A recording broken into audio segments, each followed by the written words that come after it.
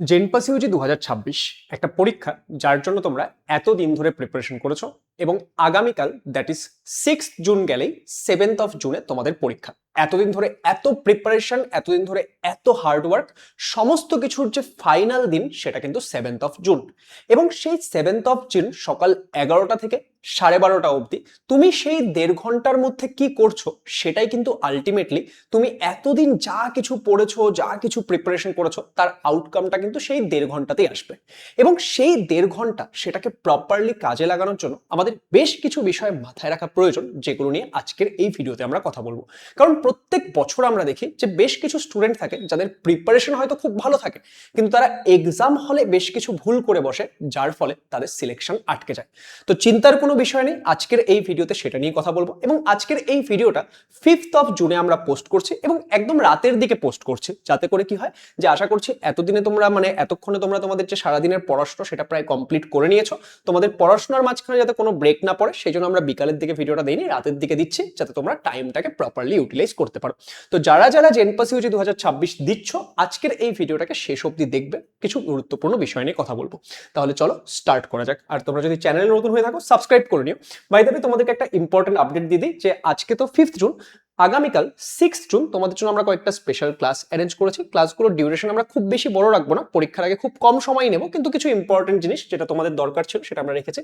যে শনিবার দিন মানে আগামীকালকের কথাই হচ্ছে, সেখানে সকালবেলা ঠিক 8টার সময় আমাদের লেটস ইমপ্রুভ নার্সিং চ্যানেলে তোমাদের বায়োলজির একটা স্পেশাল ক্যাটাগরি 2 স্পেশাল ক্লাস হবে, যেখানে আমরা শুধুমাত্র ক্যাটাগরি 2 এর কোয়েশ্চেনগুলো করাবো। কারণ বায়োলজি একটা স্কোরিং সাবজেক্ট, তো সেখানে আমরা চাচ্ছি যে তোমাদের ক্যাটাগরি 2 এর প্র্যাকটিসটা যাতে ভালো করে হয়, তার জন্য সকালে 8টার সময় এই ক্লাসটা থাকছে। মোটামুটি 1.5 থেকে 2 ঘন্টার ক্লাস হবে।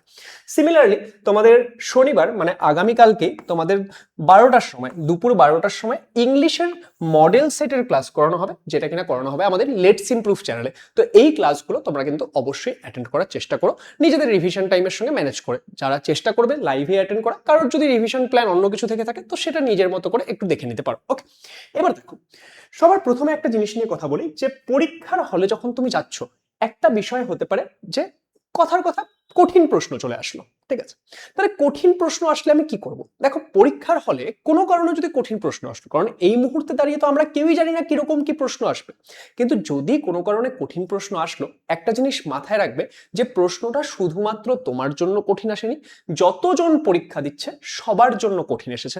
তাহলে যদি কঠিন প্রশ্ন আসে, সেটা যেরকম তুমি চ্যালেঞ্জ ফেস করছো সেরকম বাকিরাও চ্যালেঞ্জ ফেস করছে। কিন্তু খুব স্বাভাবিকভাবেই যে প্রচুর স্টুডেন্ট এই কঠিন প্রশ্নের মধ্যেও সিলেকশন নেবে।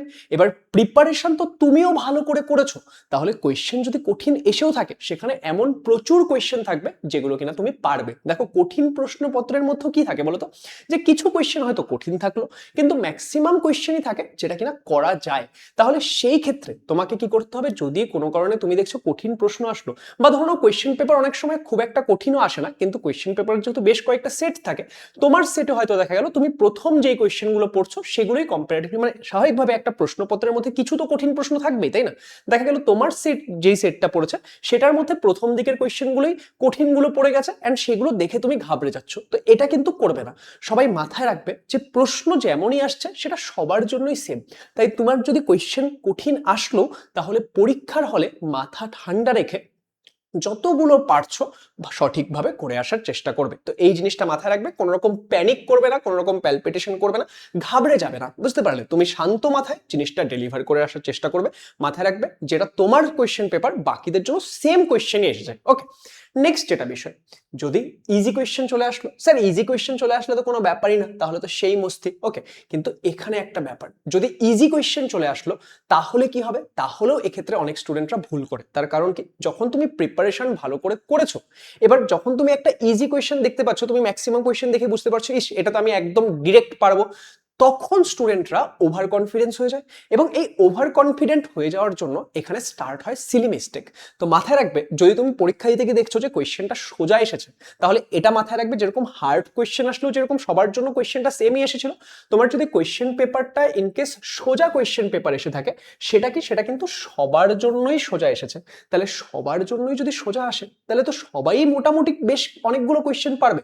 তাহলে সেখানে তোমাকে কি করতে হবে, একদম ঠান্ডা মাথায় রেখে তোমাকে চেষ্টা করতে হবে যাতে কোনো রকম কোনো সিলি মিস্টেক না হয়, কারণ সোজা কোয়েশ্চেনের ক্ষেত্রে কি ইস আমি তো এটা পারছি এটাও পারছি, তাড়াহুড়ো করে ওএমআর ফিলিং এ ভুল হয়ে যায় ইত্যাদি বিভিন্ন রকম ভুল হয়ে যায়। তো সেগুলো না করে তোমাকে একদম শান্তভাবে প্রত্যেকটা কোয়েশ্চেন কিন্তু ভালো করে করে আসতে হবে, কারণ খুব স্বাভাবিকভাবেই যদি কোয়েশ্চেন সোজা আসে তাহলে কি, তাহলে সবার কিন্তু এক্ষেত্রে নাম্বার পাওয়ার প্রবাবিলিটি বেড়ে যাবে, তাহলে তোমাকে আরো ভালো করে জিনিসটা করে আসতে হবে।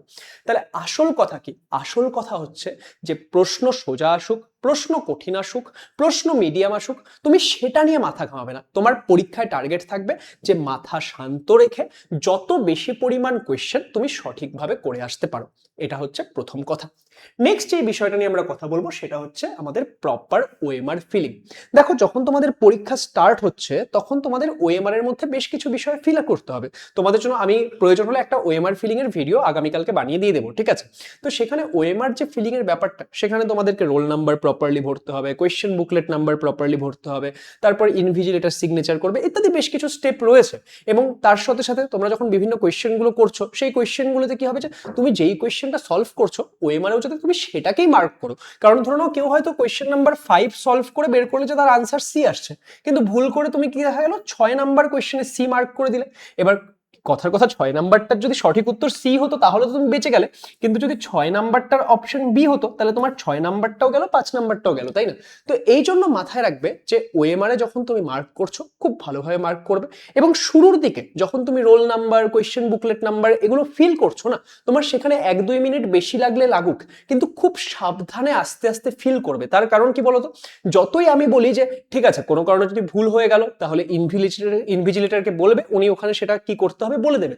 তো সেই ক্ষেত্রেও যদি কোনো কারণে ভুল হয়ে গেল ম্যাক্সিমাম স্টুডেন্টরা এই ক্ষেত্রে ঘাবড়ে যায়।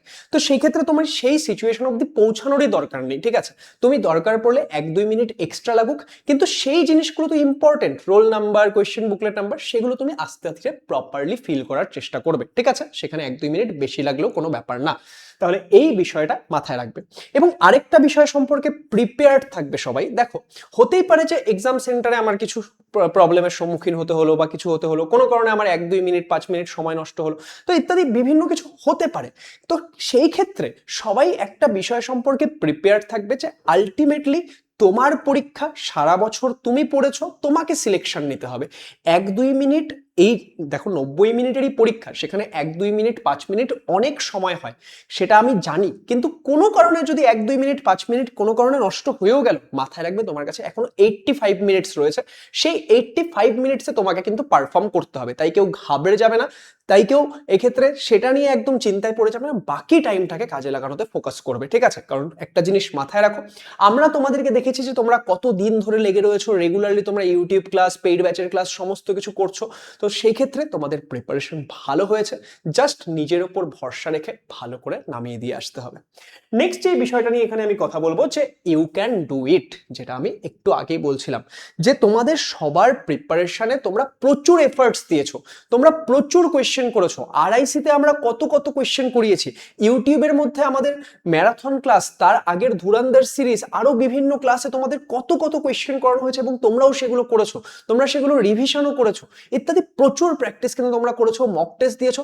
তাই নিজের উপর ভরসা রাখো যে ইয়েস আমি পারবো। পরীক্ষার হলে গিয়ে এটা ভাববে না যে আচ্ছা আমি এটা আমার প্রথম 2-3টা কোয়েশ্চেন আমি পারছি না, এর পরেগুলো কি হবে। প্রথম 2-3টা না পারলে তোমার জন্য এরপরে তুমি যদি প্রথম 5টা কোয়েশ্চেনও না পারো, তারপরে তোমার জন্য 95টা কোয়েশ্চেন বেঁচে আছে। কে জানে তুমি সেখান থেকে 95টার মধ্যে হয়তো 70টা তুমি খুব ইজিলি পারো। তাই নিজের যে ব্রেনটা না, সেটাকে শুরুতেই একদম মানে ওই 5টা কোয়েশ্চেনের মধ্যে উলঝে নেবে না, নিজেকে একদম ক্লিয়ার কাট রাখবে যে ইয়েস আমি পড়ে এসেছি, আমি পারবো, আমি এই বছর করে দেখিয়ে দেবো। অ্যান্ড তোমরা যারা যারা সত্যি সিরিয়াস না, সিরিয়াসলি প্রিপারেশন করেছো, একবার কমেন্ট সেকশনে লেখো যে ইয়েস জেনপাস ইউজি 2026 আমি করে দেখাবো। এটা কেন লিখতে বলছি, যে নিজে নিজেকে একটা ইন্ডিকেশন দাও যে ইয়েস আমি রেডি, আমি কনফিডেন্ট। তো এইভাবে করে যাও, দেখবে অবশ্যই ভালো হবে।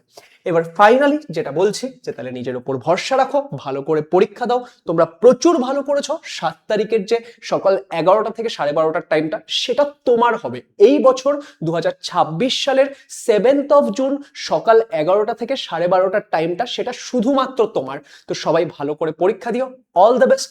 লেটস ইমপ্রুভ তোমাদের সঙ্গে ছিল, সঙ্গে রয়েছে, পরীক্ষার পরবর্তী সময়েও কাউন্সিলিং, অ্যান্সার কি সমস্ত কিছুতে আমরা তোমাদেরকে হেল্প করব, কোনো চিন্তার বিষয় নেই। তোমরা জাস্ট 7 তারিখে পরীক্ষাটা পরীক্ষাটা ভালো করে দাও। তাহলে অল দ্য বেস্ট সবাইকে, সবাই ভালো থেকো এবং ভালো করে পরীক্ষা দিও। পরীক্ষার পরে আমাদেরকে অবশ্যই জানিও কেমন হলো না হলো।